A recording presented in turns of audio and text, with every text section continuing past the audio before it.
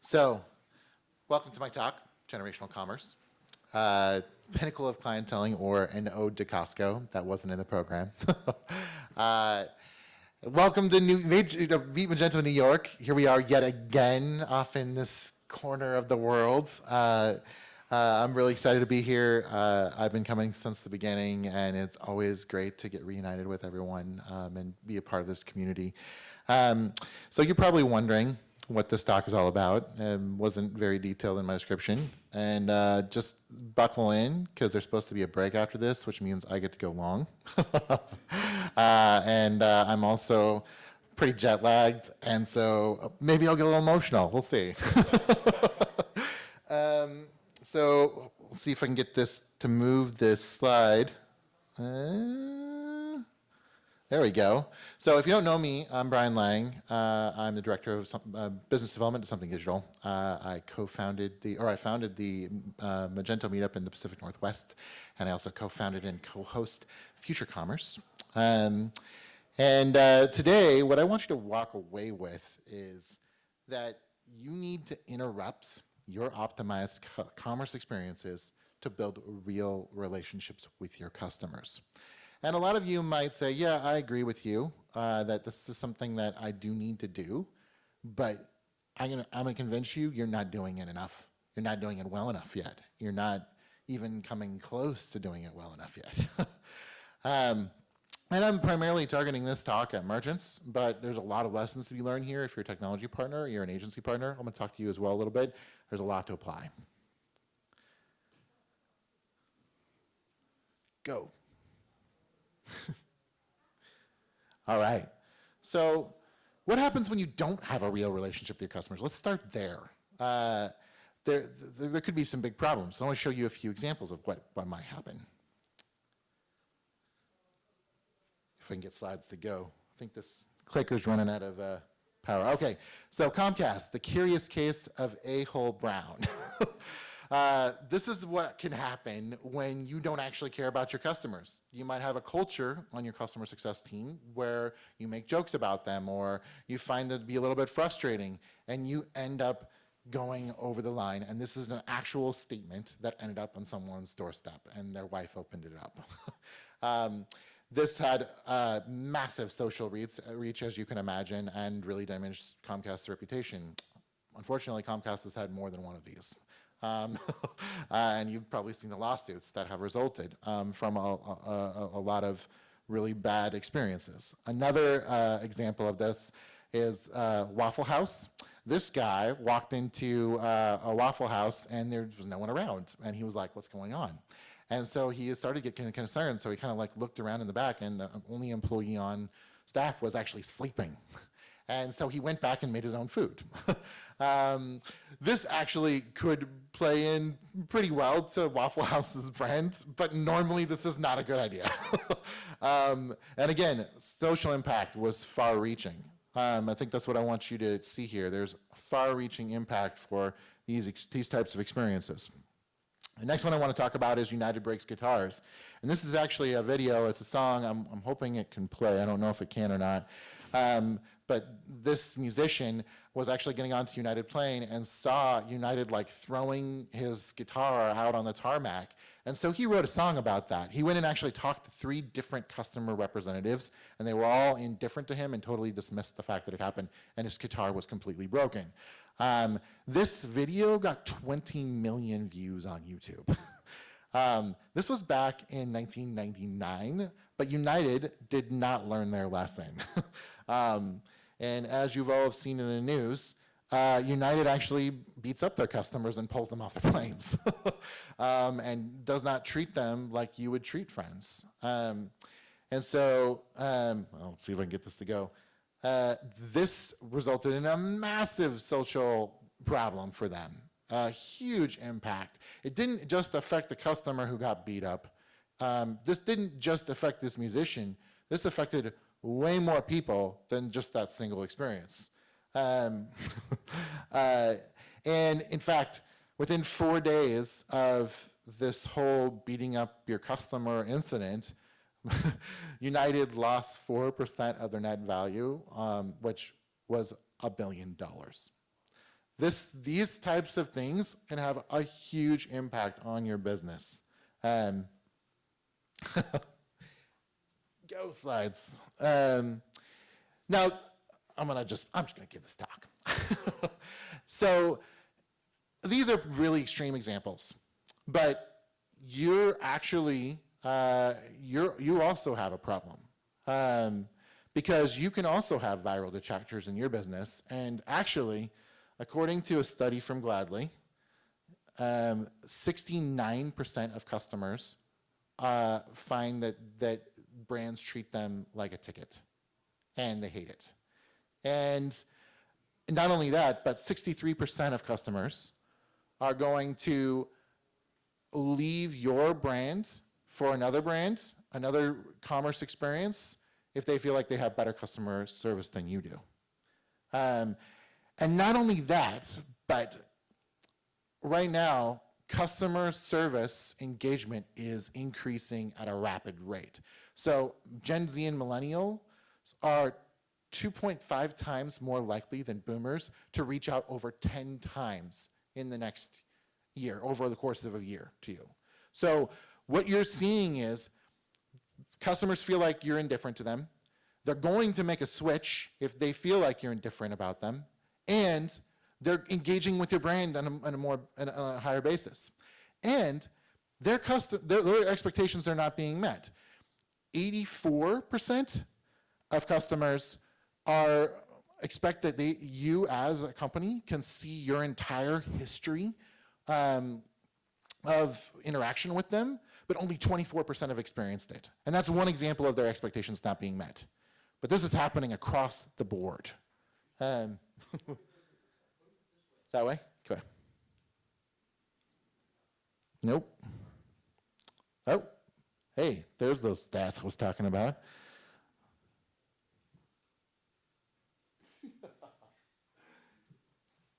There we go. 24% have only experienced it. Now, on top of that, 74% of customers are going to make a decision to purchase because of good customer experience. So there's the flip side of this is the opportunity is if you do have good customer experience, then you're going to have someone make a purchasing decision because of that. And not only that, 77% of consumers say that actually that a good customer service is a better reason to buy than any promotion or marketing campaign they experience. This should be astonishing to you. And it's led me to a conclusion that customer relationship is actually more important than brand. And I'm not the only one saying this. Ingrid Milliman, head of omnichannel at Elf Beauty, or at Elf Cosmetics, also agrees with this. Charlie Cole, chief e-commerce officer at Samsonite, also agrees with this. This should be mind-blowing to you. Think about how much you're spending right now on marketing and promotional campaigns and net impact on your business. Are you putting that much into customer service? I can almost guarantee you that you're not. And it is the most powerful part of a customer's journey.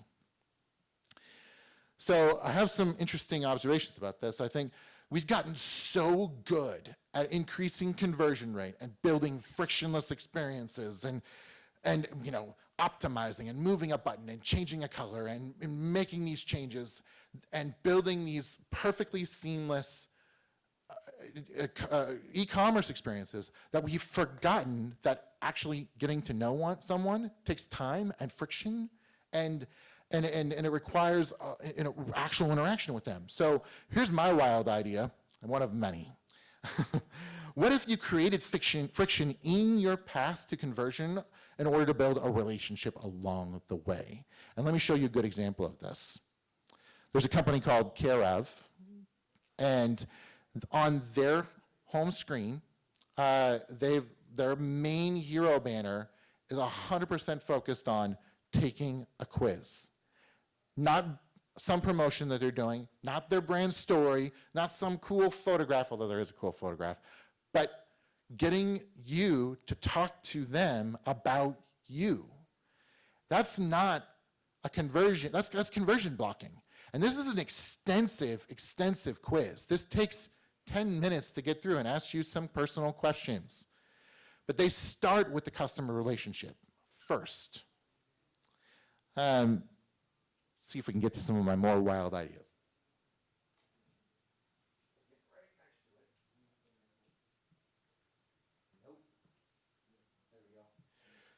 Oh, man, too far. We've built amazing technologies to scale customer service right now, right? We've got IVR, we've got chatbots, we've got Alexa skills, we've got all of these crazy things that we've invested in. We outsource so we can scale. We do everything but actually talk with the customer.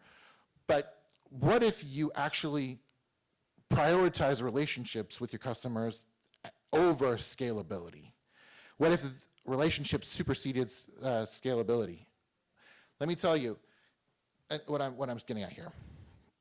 This means that if you focus on the customers that you do have and actually build a real relationship with them, the way that a relationship's supposed to be, and then you added customers into that and continued to build out relationships on and only scaled your business as fast as you could scale good relationships, what would your business look like? And let me show you a good example of this.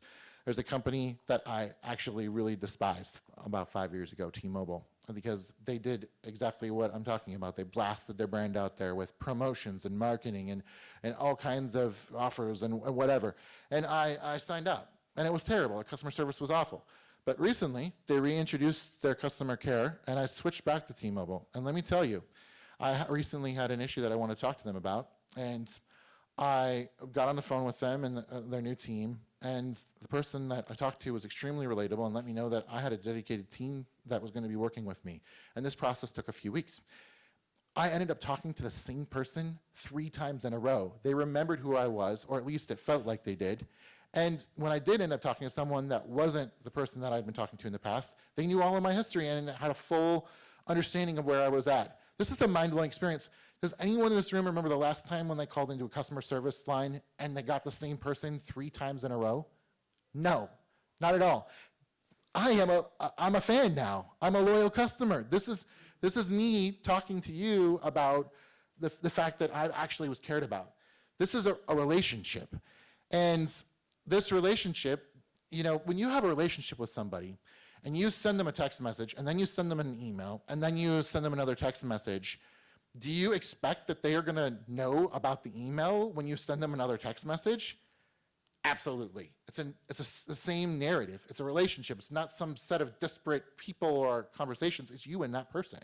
I thought that was another really good example of T-Mobile taking care of their customers and then growing that out from there. And they're doing really quite well as a result.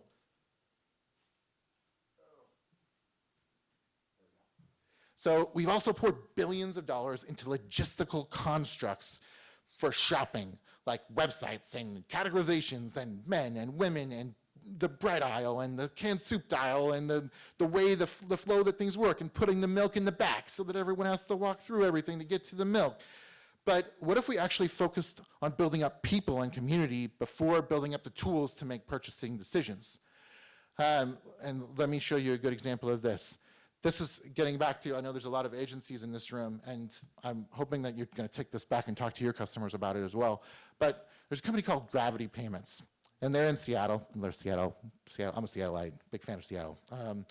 They actually instituted, the founder and CEO, Dan Price, instituted a $70,000 minimum wage.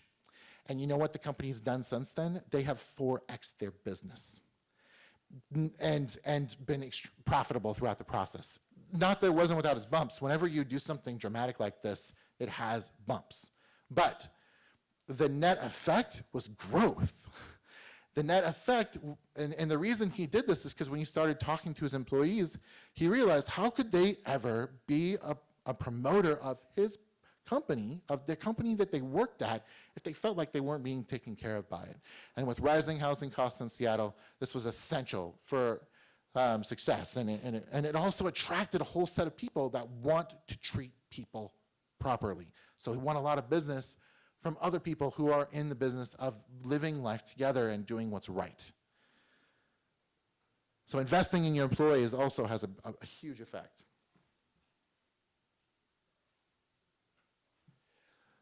We become so focused on quarterly results, cutting costs, and venture 20x, and hitting whatever those monthly goals or daily goals are. We've lost track of the fact that commerce is a part of life, a big part of life. In fact, some studies, and this is actually on a minimum out there, say that we spend 10% of our waking hours on commerce. And actually, a lot of them say that's a lot more. I found a study out there that said we spend 2 hours a day at work shopping.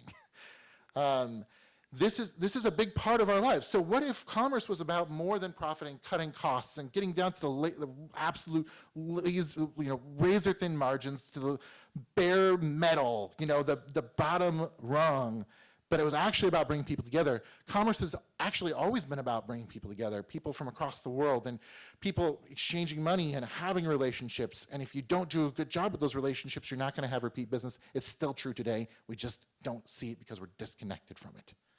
And so actually, I want to bring up my favorite example of all.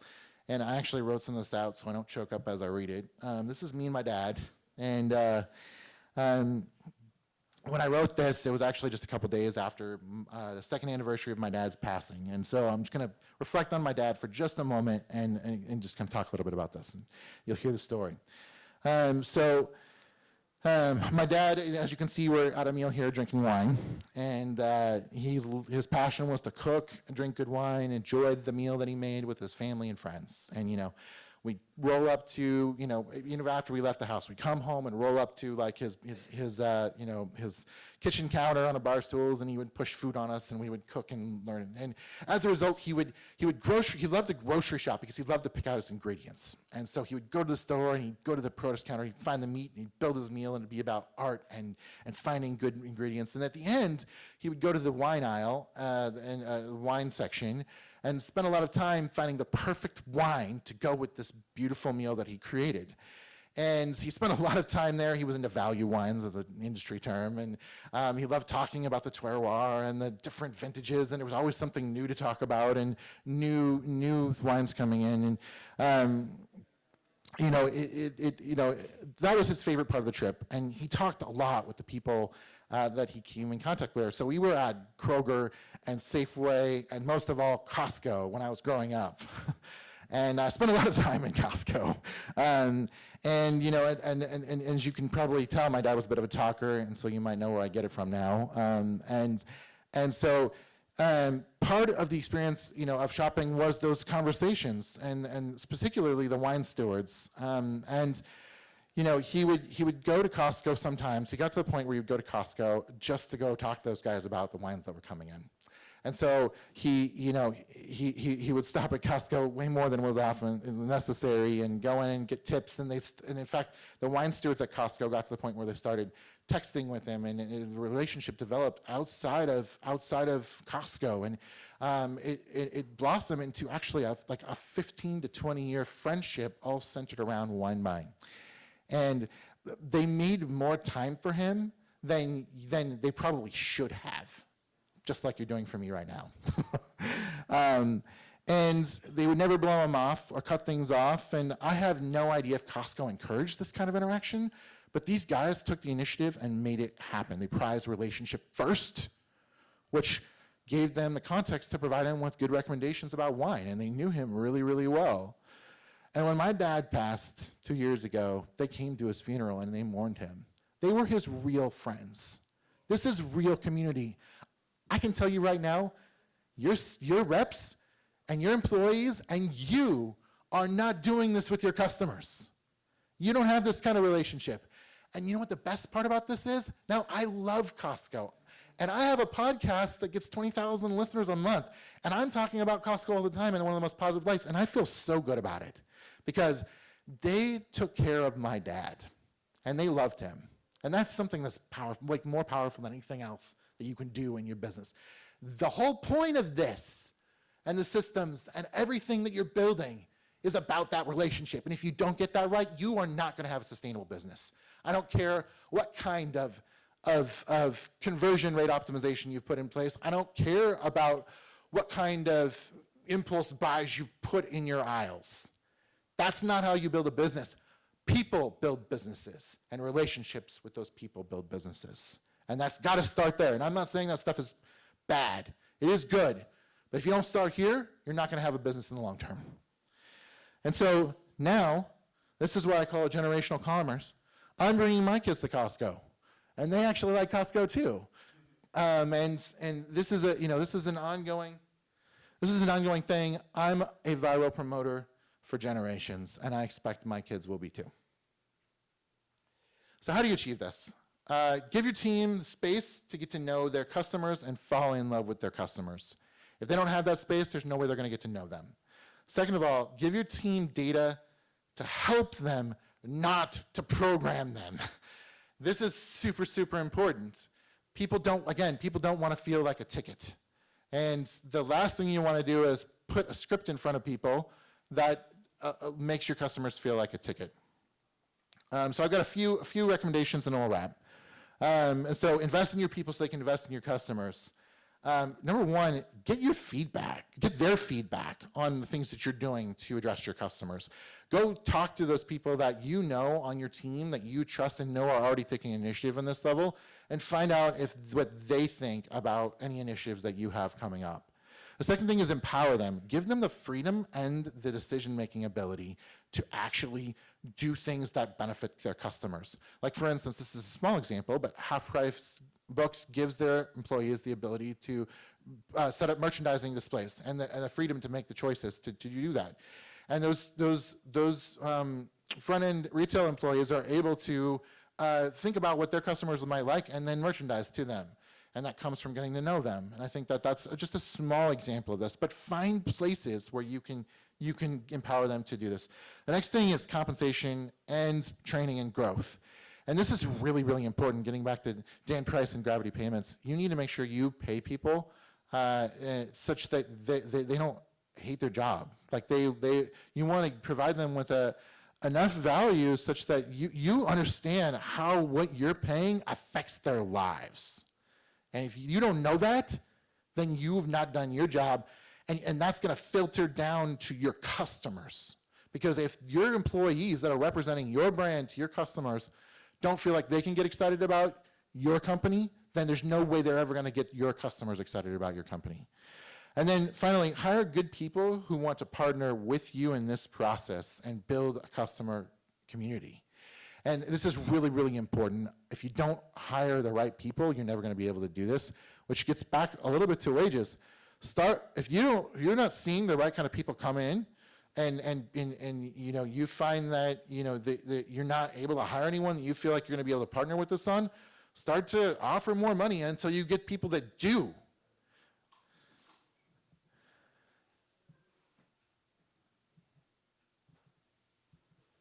Well.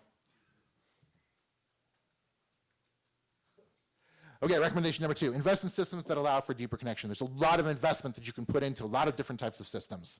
And this is super important. I'm going to break this down into 2 types. One is software that eliminates tasks and processes that are not related to relationship or to building. So that would be things like knowing where your packages are and being able to access data quickly and efficiency tools, things that give your reps more time to spend time with your customers.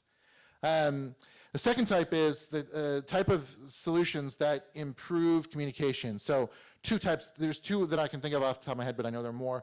One is data gathering for recommendations like care of. So getting 1P data, and let me tell you, customers hate it when you personalize things based off of information that you have about them that they did not volunteer to you. So make sure that you're the one collecting it. 1P data is greater than 3P data. And 2, also, communication channel consolidation. I mentioned the email, text scenario.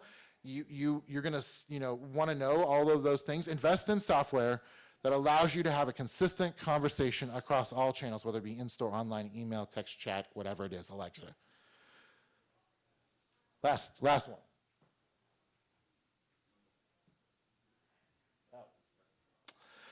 Build a community. And there's a lot about building community out there. I want to just call out a few things. 1, good content. People want things to be able to engage with and get involved with. 2, they want space to be able to connect and interact. In fact, Cotopaxi does a really good job with this. They do something called Questival, which is a way for their customers to come together and like do kind of a scavenger hunt thing together in different cities throughout the US. It's amazing. That's a good example of that. And then provide them with a forum to share, provide feedback, and contribute back to your business and to your world. Mervyn Manufacturing in the audience does a great job with this. And then include everyone, your customers, your employees, partners, and more, supply chain, and so on. You need to bring them all into this because communities involve everyone, and if one person's getting screwed along the way, it's going to come back. It's going to come back to you. It needs to be everybody.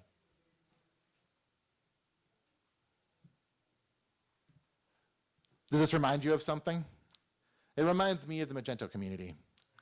I think that the Magento made a lot of investments early on. Mark Lavelle did a really good job after it spun out of eBay of sort of rebuilding this community and giving people opportunities to share and commit and become actual friends. The co-opetition in the Magento community is true community because I'm friends with my competitors. I've talked to several of them today, that people that I actually love and care about. This is what you want for your customers.